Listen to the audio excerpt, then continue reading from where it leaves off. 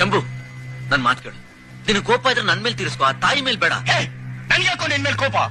ನನ್ಗಿರೋದು ಫೋಟೋದ ಮೇಲೆ.